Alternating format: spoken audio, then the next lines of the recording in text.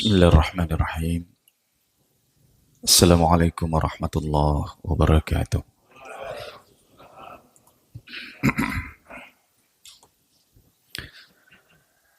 Innal hamdalillah nahmaduhu wa nasta'inuhu wa nastaghfiruh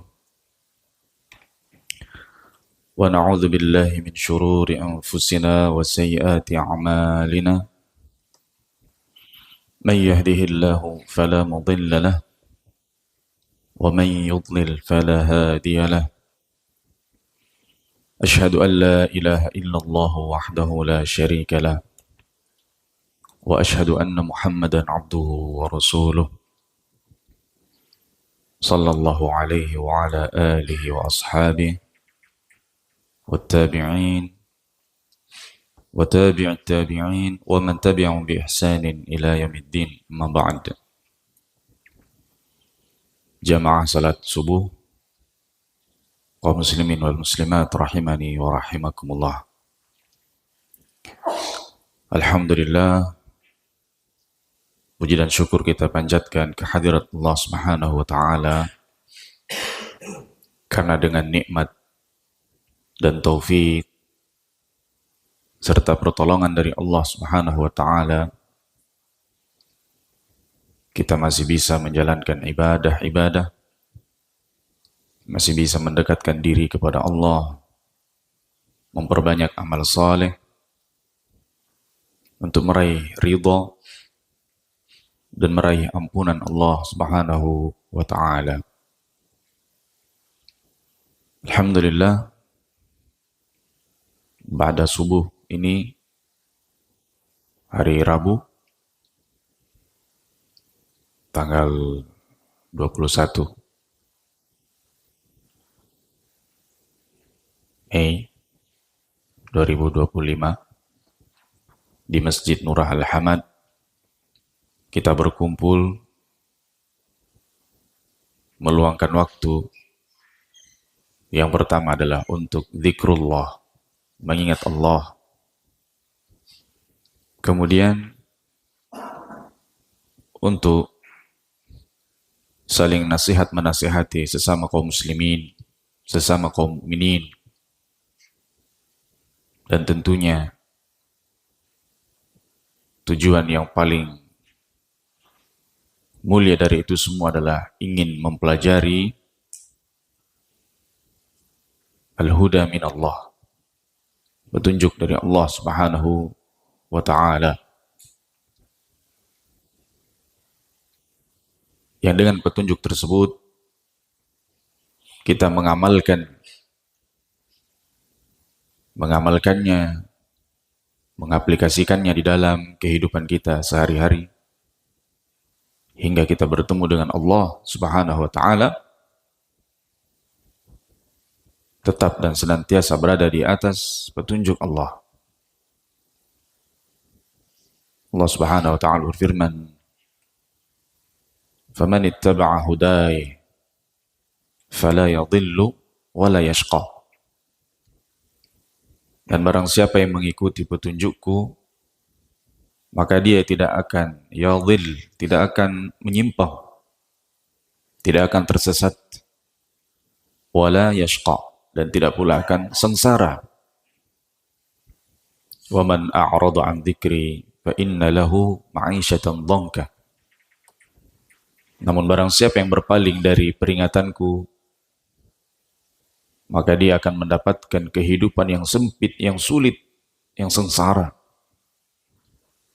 Wa nahsyuruhu yaumal qiyamati a'ma. Dan kami akan membangkitkan dia nanti pada hari kiamat dalam kondisi a'ma, buta. Lalu mereka berkata, qalu lima hasyartani a'ma wa qad kuntu basira. Mengapa engkau membangkitkan aku dalam kondisi buta, padahal dahulu aku melihat, bukanlah orang yang buta masa hidupku. Qala kadzalika atatka ayatuna fanasitaha wa kadzalika al-yawma tunsa. Maka Allah menjawab, Demikianlah dahulu ketika datang kepada kalian ayat-ayat Allah, petunjuk dari Allah, fanasitaha, engkau melupakannya. Melupakannya dalam artian mungkin dia mengilmuinya tapi tidak diamalkan. Yang kedua, sudah jelas baginya ada ilmu yang telah tercatat di dalam kitab-kitab para ulama dan telah dijelaskan oleh para ulama dan mereka masih hidup. Dan dia tahu adanya majelis-majelis ilmu tapi tidak mau menghadirinya, tidak mau mempelajarinya, maka termasuk orang yang melalaikan dan melupakan ayat-ayat Allah. Wa kadzalikal yauma tunsa, seperti itulah kata Allah. Sekarang engkau dilupakan. Meskipun dahulu melihat, sekarang engkau tidak melihat, ini dalam kondisi buta. Nas'alullah salama wal afiyah. Dan dengan berkumpul dan bermajelis, majelis ilmu yang di dalamnya diucapkan qala Allah, qala Rasul, yang di dalamnya diucapkan firman Allah dan sabda Rasul sallallahu alaihi wasallam, dan ucapan-ucapan para ulama, bukan ucapan-ucapan sia-sia, maka ini termasuk amalan yang besar yang dengannya seorang muslim atau bahkan seorang manusia itu akan terbebas dan terkecualikan dari kerugian dunia. Wal 'asri innal insana lafi khusrin illa alladziina aamanu wa 'amilus shalihat wa tawassaw bil haqqi wa tawassaw bis sabr. Demi masa, sesungguhnya manusia semua dalam kondisi rugi kecuali mereka yang beriman dan beramal soleh dan saling menasihati. Maka bentuk nasihat yang paling bagus adalah berada di dalam majelis ilmu, terlebih duduk di depan para ulama. Itu mengambil nasihat yang paling bagus. Wa tawasaw bis sabr, dan tawasaw bil haqqi wa tawasaw bis sabr, dan saling mewasiatkan dengan kesabaran. Sabar terus berada di atasnya. Dalam hadis yang lain, ad-dunya mal'unah wa mal'unatun ma fiha illa dzikrullah wa ma wala. Dunia ini, kata Nabi sallallahu alaihi wasallam, dilaknat. Dunianya itu dilaknat. Ini dunia, perhiasannya, apapun yang ada dalamnya. Illa dzikrullah, kecuali dzikrullah.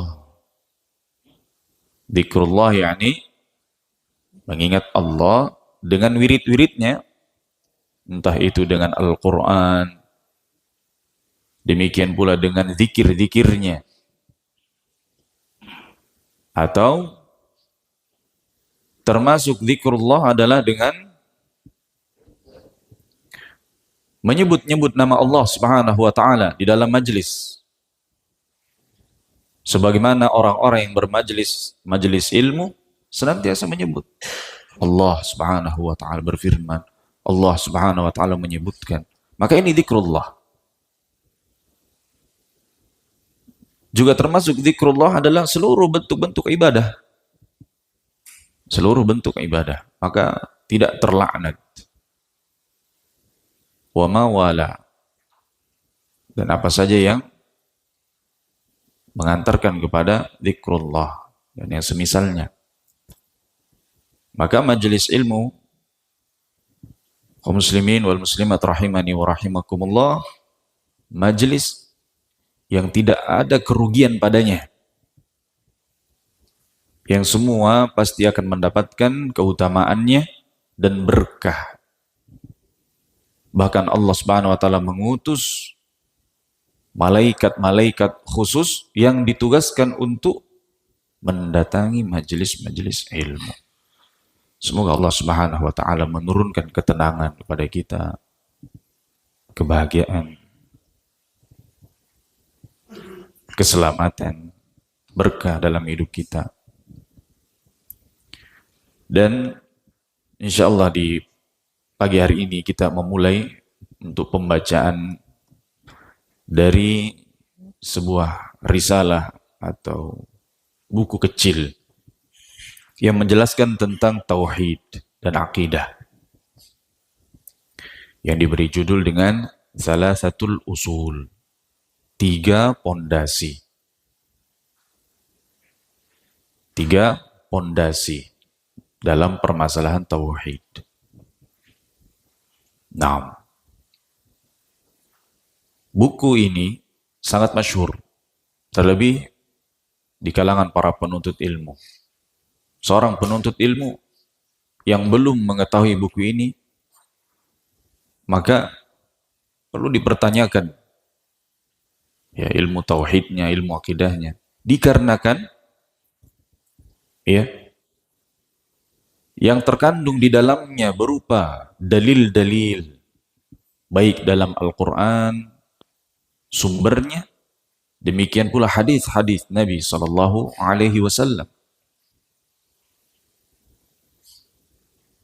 dan kaidah-kaidah yang sesuai dengan Al-Quran dan As-Sunnah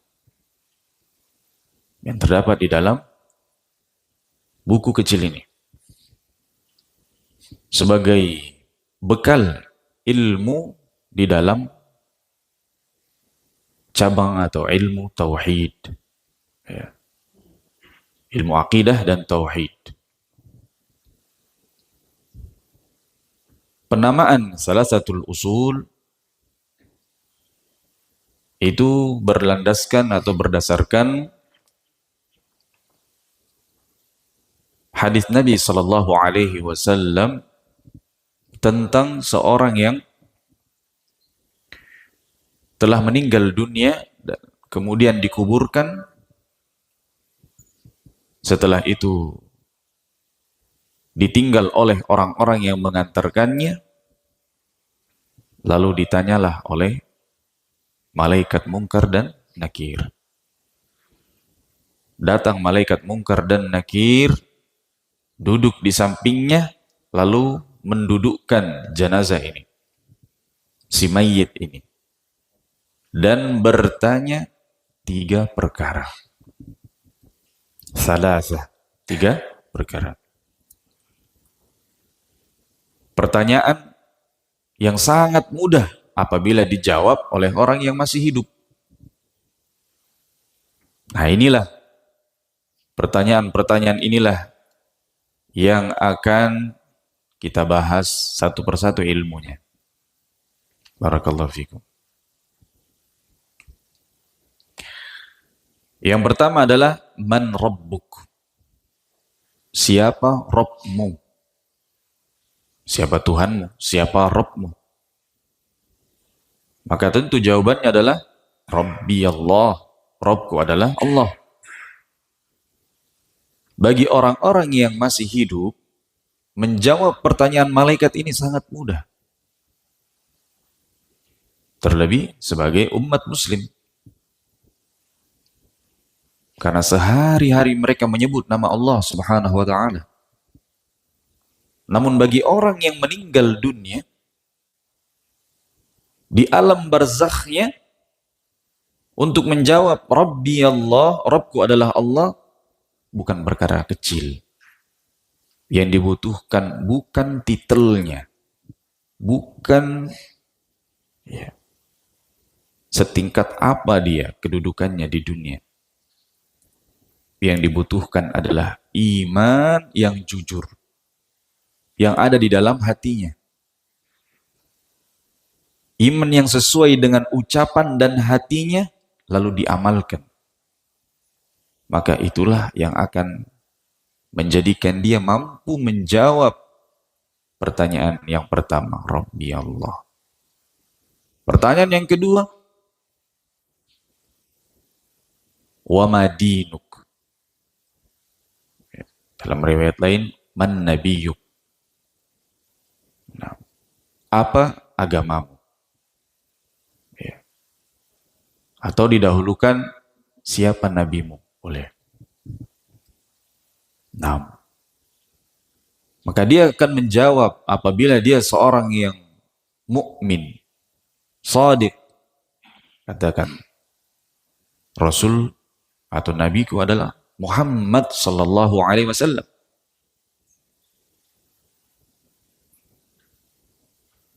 Ya. Sedangkan orang yang di dalam hatinya terdapat keraguan, benar tidak sebenarnya ini ada Nabi Muhammad. Apabila ada dalam hatinya pertanyaan seperti itu, keraguan seperti itu semasa hidupnya, atau dia mengilmui namun tidak mengamalkan ajarannya Nabi Muhammad sallallahu alaihi wasallam, bahkan mungkin menyelisihinya, maka ini justru membuat dia tidak akan bisa menjawab.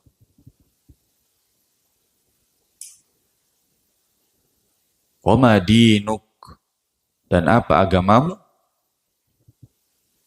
Maka jawabannya, agamaku adalah dini al-Islam. Agamaku adalah Islam. Pertanyaan yang mudah. Kaum muslimin dan muslimat yang masih hidup sekarang akan mudah menjawabnya. Seandainya itu dipertanyakan sekarang, di masa hidup seorang, maka semua akan bisa menjawab. Karena yang menjawabnya adalah lisan kita. Tubuh kita ini. Sedangkan ruh di masa-masa sekarang, di masa hidup kita, ruh itu mengikut saja kepada tubuh. Namun di alam barzakh, ruh yang mengendalikan segalanya. Dan dia tidak akan berbohong dengan apa yang telah dia lakukan semasa hidupnya.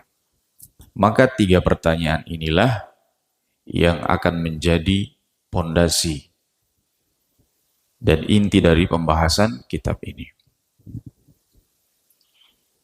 Maka kita mulai, insya Allah ada PDF-nya ini ya. Nah, mungkin nanti bisa yang belum memiliki buku, bisa nanti di-share PDF-nya agar antum bisa lihat. Kita ambil dari penjelasannya Syekh Ibnu Utsaimin rahimahullahu ta'ala. Nah,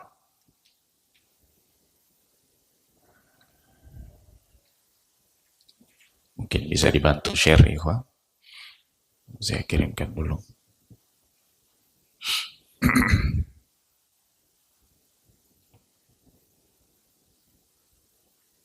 Nah,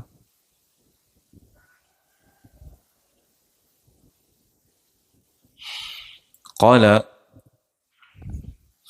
berkata penulis,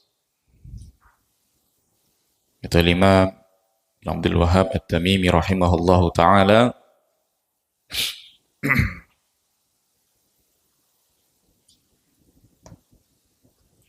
Bismillahirrahmanirrahim.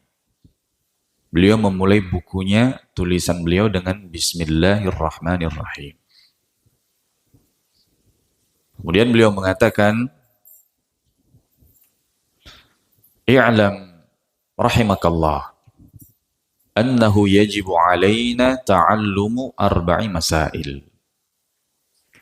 Bismillahirrahmanirrahim, ini dengan menyebut nama Allah yang Maha Penyayang dan Maha Pengasih lagi Maha Penyayang.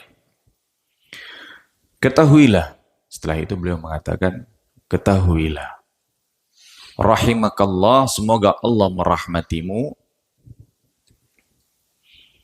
annahu yajibu alaina ta'allumu 4 masail. Bahwasanya wajib bagi kita semua, muslim, muslimah, semua, kaya, miskin, besar, kecil, wajib mengetahui dan mempelajari 4 perkara. Ini menunjukkan ada 4 ilmu yang wajib diketahui sebagai pedoman. Ya. Wajib ini harus dipelajari, harus diketahui. Beliau sebelum masuk kepada inti pembahasan tauhid, beliau sebutkan terlebih dahulu pondasi-pondasi yang harus kita ketahui. Al-ula al-ilmu wa huwa ma'rifatullah wa ma'rifatu nabi wa ma'rifatu dinil islami bil adillah. Perkara yang pertama yang harus diketahui adalah al-ilmu. Maksudnya berilmu. yakni kita harus berilmu. Mengilmui apa? Mengilmui apa? Pertama, ma'rifatullah. Mengenal Allah. Wa ma'rifatu nabi. Mengenal nabinya, Nabi Muhammad sallallahu alaihi wasallam. Mengenal namanya, nasabnya. Dan yang paling penting adalah mengetahui ajarannya. Nah, itu sunnahnya. Dan mengenal agama Islam. Ma'rifatu dinil Islam, mengenal agama Islam bil adillah, dengan dalil. Nah, itu ada keterangan dari beliau. Bil adillah. Ini mengenal agama Islam bagaimana? Bukan hanya definisinya. Bukan hanya kita tahu Islam itu ya berserah diri kepada Allah, mengucap 2 kalimat syahadat, bukan. Bukan hanya itu. Mengenal agama Islam maksudnya mengenal dan mempelajari yang wajib-wajib kita ketahui di dalam agama Islam. Itu dulu. Rukunnya, kemudian akidahnya, dan lain-lain dari perkara-perkara yang wajib yang harus kita ketahui. Nah, ini mengilmui. Yang pertama yang harus kita ketahui adalah al-ilmu. 3 ini, ilmu tentang Allah, ilmu tentang Rasulullah SAW, dan mengilmui agama Islam dengan dalil. Dengan dalil maksudnya apa? Belajarnya dari dalil. Mempelajarinya sesuai dengan dalil, sumber yang jelas. Sumber yang paling jelas Al-Quran, Kitabullah, dan yang kedua sunnah, hadis Nabi SAW yang sahih, ya, dan sunnah para sahabat. Nah, meskipun sunnah para sahabat kembali juga kepada 2 perkara ini dengan dalil, bukan mempelajarinya hanya mengikuti ya tokoh-tokoh tertentu, bukan. Belajar Islam sesuai tokoh ini, bukan. Belajar Islam sesuai dalilnya. Maka Islam itu dibawa oleh para ulama, oleh para imam-imam dari guru-guru besar mereka sampai pada Rasulullah sallallahu alaihi wasallam dengan dalil. Para sahabat mengajarkan dalil. Para tabi'in juga mengajarkan dalil kepada para tabi'ut tabi'in. Demikian pula tabi'ut tabi'in mengajarkan kepada para ulama, di antara mereka imam-imam madhab. Imam madhab itu pun ya, mereka mengikuti dalil. Ada imam madhab yang memiliki banyak dalil, seperti Imam Syafi'i yang mayoritas digunakan madhabnya di negeri kita. Juga Imam Ahmad Al-Hambali rahimahullah. Mereka para imam-imam madhab rahimahumullah tidaklah mengajarkan ilmu agama menyebarkan ilmu agama kecuali dengan dalil. Oleh karenanya coba kita lihat kitabnya Imam Syafi'i, misalnya. Kitab fikih Al-Um. Al-Um itu artinya ibu. Menjadi nama judul, menjadi judul buku beliau. Ya. Isinya dalil. Baik. Sehingga seorang muslim mengenal agamanya bil adillah. Sebagaimana para pendahulu kita. Maka berpendapat dengan pendapatnya para ulama, itu dikarenakan para ulama menjelaskan dalilnya. Baru kita mengikutinya.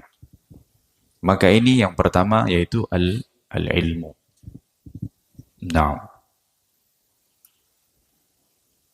Wasaniyah al-amalu bihi. Dan yang kedua adalah mengamalkannya. Ini mengamalkan ilmunya. Setelah diilmui tiga perkara tadi, mengenal Allah diilmui, mengenal nabinya pun sudah diilmui, mengenal agama Islam sudah diketahui ilmunya. Harus yang kedua, setelah dia berilmu, diamalkan. Diamalkan. Sia-sia kalau sudah diilmui tentang Allah, tahu ilmu tauhid, mengerti akidah, mengerti hukum-hukum syariat yang halal, yang haram, tahu. Tapi tidak diamalkan, sia-sia. Kaum Yahudi, mereka tahu. Bahkan sebelum diutus Rasulullah Sallallahu Alaihi Wasallam, mereka sudah tahu bahwa Rasul akan diutus. Ya. Tapi mereka tidak mengamalkan. Falamma ja'ahum ma'arufu kafaru bih. Ketika sudah datang apa yang mereka ilmui, yang mereka sudah kenal Rasulullah, mereka tahu. Bahkan ciri-cirinya mereka tahu. Mereka kenal seperti mereka mengenal anak mereka sendiri. Tapi ketika Rasul sudah datang, justru mereka kafaru bihi, mengingkarinya dan tidak mengikutinya. Itu akhlak mereka. Sehingga yang kedua adalah al-amalu bihi, beramal dengan ilmu. As-salisah, yang ketiga, yang wajib kita ketahui adalah ad-da'watu ilaih, mengajak orang ya, untuk mengilmui ilmu tadi, mengenal Allah, mengenal nabinya, mengenal agamanya. Ini dalam makna lain mengajarkan sesuai dengan kapasitasnya. Jikalau dia orang alim, maka dia mengajarkan manusia. Jika dia seorang kepala keluarga, maka dia wajib mengajarkan kepada keluarganya. Jika dia seorang guru, dia mengajarkan kepada murid-muridnya. Dan seterusnya. Ad-da'watu ilaih. Sesuai dengan kapasitasnya. Nah, setelah diilmui, lalu diamalkan, disebarkan. Maka ini bentuk penjagaan terhadap agama Allah Subhanahu wa ta'ala. Dan yang keempat, jamaah rahimakumullah, as-sabru 'alal adha fi. Bersabar di atas gangguan. Bersabar di atas ujian. Karena pasti seorang yang mengilmui agama Allah, mengetahui kebenaran, kemudian dia mengamalkannya. Setelah dia mengamalkannya, dia berusaha untuk mengajak orang. Pasti akan ada gangguan-gangguan ya, dari manusia yang tidak senang dengan ilmu yang dibawa, dengan agama yang diajarkan berupa halal dan haram. Ini halal, ini haram. Pasti akan ada yang tidak suka. Maka yang keempat yang harus diketahui adalah bersabar. Bersabar. Dan dalilnya yaitu di dalam surat yang tadi kita baca, wal asri innal insana lafi khusrin illa alladhina amanu wa 'amilus shalihat wa tawassaw bil haqqi wa tawassaw bis sabr. Dalilnya insyaallah kita baca pada pertemuan yang akan datang. Adapun saat ini kita akan menjelaskan dari ucapan beliau Bismillahirrahmanirrahim. Ya. Jadi, setiap tulisan-tulisan para ulama itu tidak pernah kecuali dimulai dengan Bismillahirrahmanirrahim. Ya. Kata Syekh Ibnu Utsaimin rahimahullah, ibtada al-muallif rahimahullah kitabahu bil basmalah iqtidaan bi kitabillah azza wa jal fa innahu mabdu'un bil basmalah. Penyusun atau penulis buku ini memulai dengan basmalah. Yang pertama mencontoh Al-Qur'anul Karim. Al-Quran kitabullah selalu diawali dengan basmalah pada setiap surat, kecuali surat At-Taubah. Karena sebagian mengatakan At-Taubah itu masih sambungan, lanjutan dari surat sebelumnya. Nah, sebagian mengatakan bahwa surat At-Taubah tidak dimulai dengan basmalah karena di dalamnya terdapat penjelasan tentang orang-orang munafikin, membongkar kebusukan mereka. Nah, dan seterusnya. Dan dikarenakan beliau mencontoh Rasulullah sallallahu alaihi wasallam, dikarenakan Nabi sallallahu alaihi wasallam bersabda, "Kullu amrin dzibalin la yubda'u fi bi bismillah fahuwa abtar." Segala urusan, kata Nabi sallallahu alaihi wasallam, segala urusan yang memiliki harga, ini urusan yang besar, urusan yang berharga, yang tidak dimulai padanya, pada urusan itu tidak dimulai dengan mengucapkan bismillah, fahuwa abtar, kata Nabi, maka urusannya akan sia-sia, terlantar. Apalagi urusan besar, urusan mau melamar, mau menikah, urusan besar, tidak pernah bismillah, ya, bahaya. Meskipun hadis ini, ya, sebagian ulama ada yang melemahkannya, namun maknanya sama, maknanya benar. Waqtida'an bir rasul fa innahu yabda'u kutubahu bil basmalah. Dan mencontoh Nabi kita Muhammad sallallahu alaihi wasallam, beliau selalu ketika mengirim surat kepada raja-raja, beliau memulai dengan basmalah. Seperti ketika beliau mengirim surat kepada raja Romawi, Bismillah min Muhammadin Rasulillah. Ya, Bismillah dari Muhammad Rasulullah. Nah, seperti itu. Sehingga para ulama pun memulai buku mereka dengan Bismillah. Ya.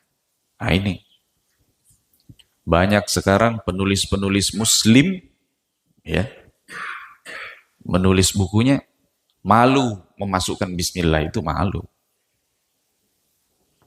Apalagi tulisan tentang bisnis misalnya.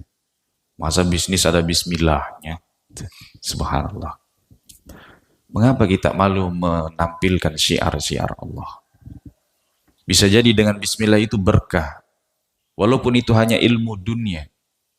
Ya. Bismillah. Tata cara misalnya. Ingin berbisnis. Dengan bismillah. Jikalau seorang muslim. Ya. Kalau dia bukan seorang muslim, maka itu jelas. Ya.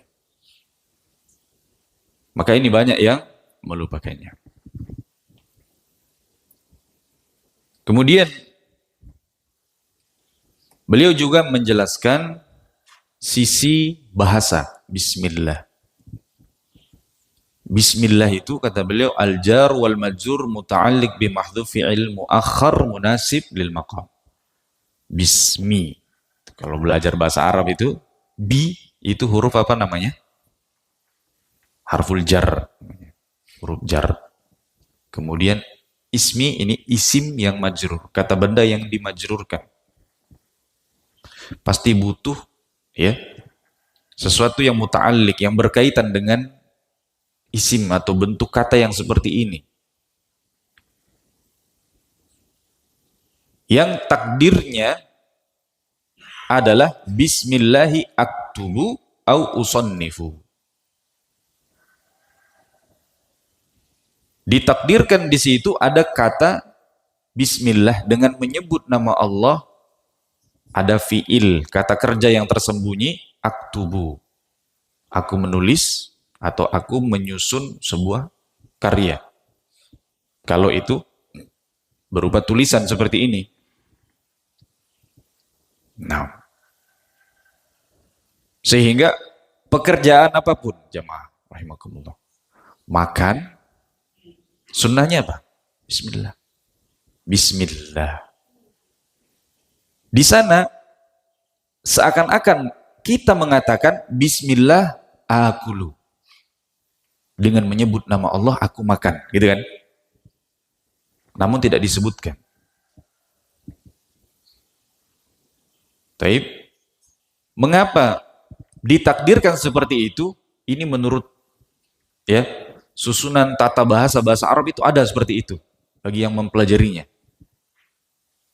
Ya, jadi ada kandungan di dalam kata sekedar kita mengatakan bismillah, ada makna yang besar di dalamnya.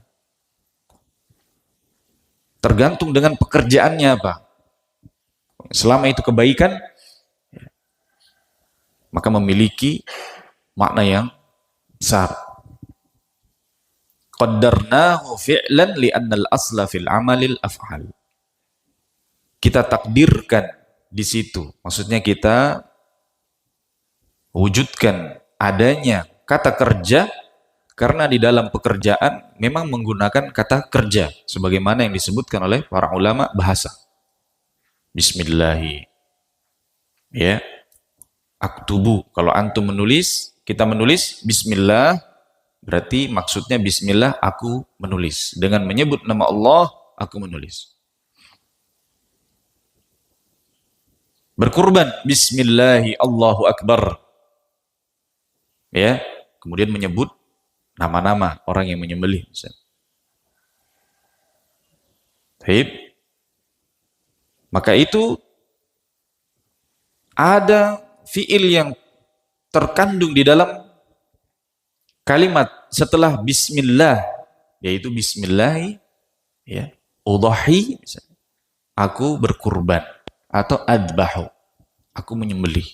Nah, walaupun tidak perlu disebut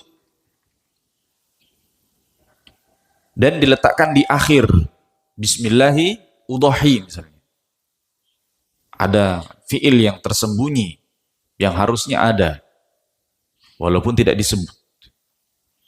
Diakhirkan karena ada dua faidah, kata Syekh Ibnu Utsaimin rahimahullah. Qaddarnahu mu'akhkharan li faidatain, al-ula at-tabarruk bil bada'ati bismillah subhanahu wa ta'ala. Yang pertama adalah tabarruk dengan bismillah. Tabarruk itu ngalap berkah, cari berkah dengan bismillah itu. Ya, bismillah mau minum. Bismillah minum. Jadi bismillahnya sebelum minum. Ada kata bismillah di situ, seakan-akan ada kata asyrabu, aku minum. Ya. Faedah yang pertama, pada saat kita mengucap bismillah sebelum melakukan kegiatan, tabarruk. Yang pertama, tabarruk, mencari berkahnya dengan ucapan bismillah itu. Dengan menyebut nama Allah, aku minum. Maka minuman yang kita minum akan berkah. Bismillah, kemudian dia makan. Makanannya pun akan berkah. Bahkan seorang suami istri yang hendak berhubungan, apa sunnahnya? Bismillah, Allahumma jannibna wa jannibi syaitan ma razaqtana. Ada bismillah dulu. Bismillah dulu. Agar berkah. Apa berkahnya? Kata Nabi SAW secara makna. Apabila seorang pasangan membaca doa ini sebelum dia melakukan hubungan, kemudian dengan sebab itu Allah Subhanahu wa taala memberinya rizki seorang anak, maka Allah akan jaga anak ini dari gangguan syaitan, tidak akan disesatkan oleh syaitan mulai dari lahirnya sampai dia mati. Besar sekali efeknya, manfaatnya, berkah dari doa tersebut. Bismillah. Tapi mungkin banyak yang lupa sudah itu. Iya. Nah, karena apa? Karena memang sunnah-sunnah Rasul Sallallahu Alaihi Wasallam kalau tidak dibiasakan diamalkan akan lupa. Nah, ini salah satu bentuk sunnah Rasul Sallallahu Alaihi Wasallam. Yang pertama, tabarruk, berkah akan ada padanya. Yang kedua, tsaniyah, ifadatul hasri li'anna taqdimal muta'alliq yufidul hasra. Memberi faedah al-hasr, pembatasan. Maksudnya pembatasan bagaimana? Ya hanya menyebut nama Allah. Ini tauhid. Dalam kata bismillah ada tauhid. Ada tauhid, hanya menyebut nama Allah. Bayangkan, kita mau minum, bertauhid dulu. Ya kan? Bagi orang yang bismillah, dia hendak minum, dia wujudkan bentuk tauhidnya dengan hanya menyebut nama Allah. Dia tidak tambah bismillah dengan nama Allah dan nama haji ini, kering, ini. Enggak. Ya. Hanya menyebut nama Allah Subhanahu wa ta'ala. Karena mendahulukan fiil yang tersembunyi yang berkaitan dengan kata bismi, jar majrur, ini memberikan faedah pembatasan. Nah, kemudian setelahnya itu beliau menyebutkan faedah secara bahasa yang mungkin kita lewati saja. Ya, karena itu terkait dengan bahasa Arab. Nah, kemudian kata Allah, bismi, kemudian Allah. Nah, ini apa sebenarnya makna dari nama Allah? Kalau nama-nama yang lain, Ar-Rahman, Ar-Rahim, sering kita dengarkan ya kajian-kajiannya. Sekarang Allah itu sendiri, ini nama nama yang menjadi rujukan untuk seluruh nama-nama Allah Subhanahu wa taala, Asmaul Husna, kembalinya kepada nama Allah. Sehingga Allah tidak boleh menjadi pengikut dari nama yang lain. Misalnya Ar-Rahman didahulukan, kemudian Allah diakhirkan, nama Allah tidak bisa. Tapi nama Allah dulu. Huwallahul ladzi la ilaha illa. Nah gitu kan. Allahus Samad. Boleh. Tapi kalau As-Samad Allah nggak boleh. Karena Allah sebagai inti dari nama Allah Subhanahu wa taala. Makna ini. Nama ini maknanya apa? Alamun 'alal bari jalla wa ala. Ini nama untuk Sang Pencipta Azza wa Jalla. Wa huwa al-ismul ladzi tattabi'uhu jami'ul asma'. Dialah Allah, nama yang diikuti oleh seluruh nama Allah yang husna. Gitu. Ada dalam firman Allah Subhanahu wa taala, ya. Alladzi, Allahilladzi. Tiba-tiba Allahi di kasrah. Ya, dalam surat Ibrahim, antum bisa lihat. Nah, di awal-awal ayatnya itu, di awal surat itu, di situ Allahilladzi khalaqas samawati. Nah, Allah lah yang menciptakan langit dan bumi. Di kasrah. Seakan-akan nama Allah ini mengikut kepada nama sebelumnya. Para ulama mengatakan tidak demikian. Ya. Kata Syekh Ibnu Utsaimin dalam surat Ibrahim itu, lafzul jalalah Allah bukan sifat yang mengikut nama sebelumnya, namun itu adalah istilah bahasanya atfu bayan. Ya. Atof sebagai bayan, penjelas. Nah, bukan sebagai sifat. Baik. Dari kata ilah. Ya, dari kata ilah. Ilah maknanya adalah al-ma'lu, yang disembah. Ini baru bismillah. Ya, tadi sudah ada kandungannya, kemudian maknanya. Jadi tidak boleh dibalik. Ya, nama Allah harus yang inti. Kemudian nama-nama yang lain itu hanya mengikuti. Ar-Rahmani maknanya adalah ismun minal asma'il mukhtassa billah la yutlaqu ala ghairi war-Rahman ma'nahu al-muttasifu bir-rahmatil wasi'ah. Ini nama khusus juga ini. Ar-Rahman nama khusus hanya untuk Allah. Tidak boleh diberikan nama ini kepada selain Allah. Punya anak dikasih nama Ar-Rahman, tidak boleh. Ar-Rahman hanya milik Allah, nama itu khusus. Maknanya Ar-Rahman, nama yang memiliki sifat rahmah yang luas, kasih sayang yang luas. Jadi Allah Subhanahu wa taala Ar-Rahman, yakni yang memiliki rahmat yang luas, merahmati seluruh manusia, binatang dan seluruh alam semesta. Itu Ar-Rahman.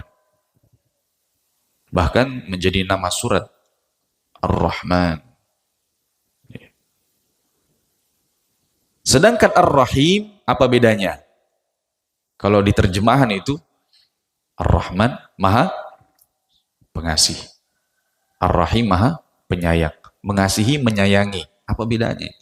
Kalau dalam bahasa Indonesia mungkin tidak terlihat perbedaannya. Ar-Rahim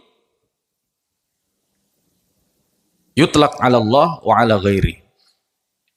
Ini nama Allah walaupun bisa digunakan oleh orang lain. Rahim, kadang ada nama orang Rahim. Ya. Atau sifat seorang itu Rahim. Seperti Nabi SAW disifati Rahim. Ya kan? Bil mu'minina ra'ufu Rahim. Beliau lemah lembut sekali dan menyayangi kaum mukminin, umat Nabi mukminin. Dan makna Ar-Rahim dzur rahmatil wasilah, zat yang memiliki rahmat yang wasilah. Wasilah itu ya, yang disalurkan, diberikan kepada orang-orang khusus. Farrahim dzur rahmatil wasi'ah warrahman dzur rahmatil wasi'ah warrahim dzur rahmatil wasilah. Rahman itu artinya adalah memiliki rahmat yang luas, mencakup semua yang dirahmati Allah Subhanahu wa taala. Mukmin, kafir, soleh, fajir, semua mendapatkan rahmat karena Allah Ar-Rahman. Ar-Rahim, Allah memberi rahmat khusus yang tidak Allah berikan kecuali kepada orang-orang yang beriman saja. Jadi Maha Pengasih, ya, itu mengasihi segalanya. Maha Penyayang hanya menyayangi orang-orang yang beriman.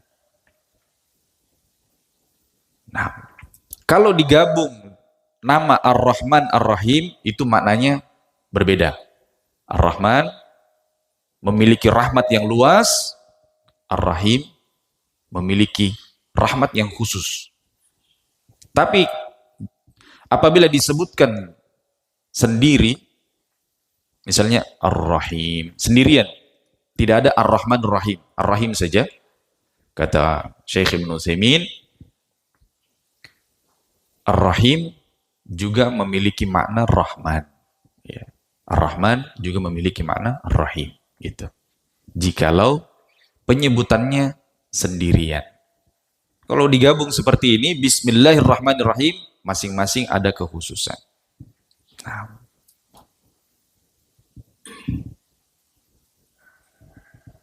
Sebagaimana Allah berfirman, yu'adzibu man yasha wa yarhamu man yasha wa ilaihi tuqlabun. Allah akan menyiksa orang yang Allah kehendaki dan Allah akan merahmati orang yang Allah kehendaki. Dan hanya kepada Allah kalian akan kembali. Dalam surat Al-Ankabut. Nah, di sini Allah merahmati siapa yang Allah kehendaki. Padahal nama Allah Ar-Rahman. Ar-Rahman kan rahmatnya luas. Semua dirahmati. Namun dalam ayat ini Allah hanya merahmati yang Allah kehendaki. Maksudnya mana? Ar-Rahim. Maksudnya adalah rahmat Allah yang khusus. Adapun rahmat Allah yang luas itu ya, Allah masih memberikan kehidupan, Allah turunkan hujan, Allah tumbuhkan tanaman, Allah berikan air minum, Allah berikan nafas. Itu semua rahmat. Tapi semua bisa merasakan. Orang yang beriman dapat rahmat juga. Bahkan mungkin kenikmatannya orang-orang kafir, non-muslim itu lebih besar mungkin. Karena semua yang mau halal, mau haram, semua. Ya kan? Nah, tapi bukan itu rahmat yang menjadi kemuliaan di sisi Allah. Adalah rahmat khusus, kasih sayang yang khusus, yang hanya Allah berikan kepada hamba-hambanya yang beriman. Nah, itu ada dalam nama Allah Ar-Rahim. Nah, ini penjelasan dari Bismillahirrahmanirrahim. Insyaallah pada pertemuan selanjutnya kita akan jelaskan ucapan beliau yang setelahnya. Baik. Sebelum kita akhiri, barangkali ada yang ditanyakan dari pelajaran kita pagi ini. Silakan.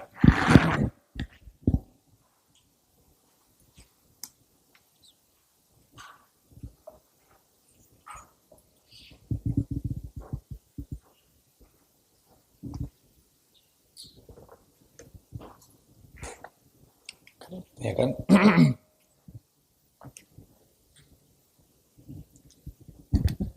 Kalau tidak ada, saya bertanya. Gimana? Taib.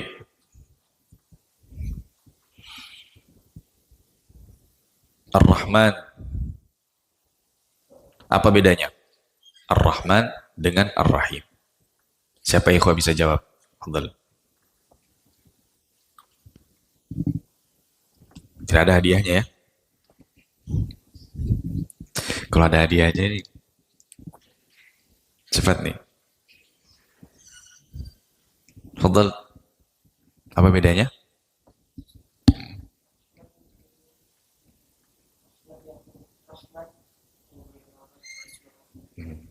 yang luas. Terus Ar-Rahim, Masya Allah, khusus pada orang yang beriman. Itu apabila Ar-Rahman Ar-Rahim satu kata, disebutkan satu kalimat. Nah, maka memiliki makna, perbedaan makna. Jika disebutkan sendirian, maka dia mencakup masing-masing. Taib.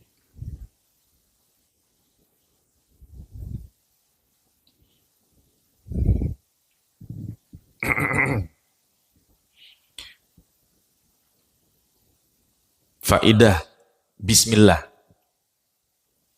Ada dua tadi kan? Faidahnya. Seorang mengucap Bismillah, ada dua. Faidah yang didapat. Yang pertama apa? Siapa yang bisa? Pak. Apa yang pertama? Tabarruk. Mencari berkahan dari ucapan Bismillah itu. Yang kedua? Ada yang tahu? Apa tadi itu? Pembatasan. Maksudnya pembatasan hanya menyebut nama Allah. Itu. Jadi di situ mentauhidkan dengan mengucapkan Bismillah. Sampai Bismillah ini ya sebagai syarat sahnya sembelihan. Iya. Nah, sebagian ulama mengatakan kalau dia lupa Bismillah tidak halal. Nah itu dalam sembelihan.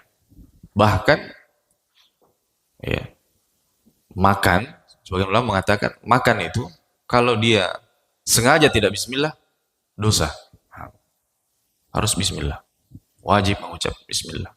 Karena makna yang terkandung di dalamnya yang begitu besar. Baik, jika tidak ada yang ditanyakan, kita akhiri. Naktafi bihadzal qadar. Subhanakallahumma bihamdik. Asyhadu an la ilaha illa anta. Astaghfiruka wa atubu ilaik. Assalamualaikum warahmatullahi wabarakatuh.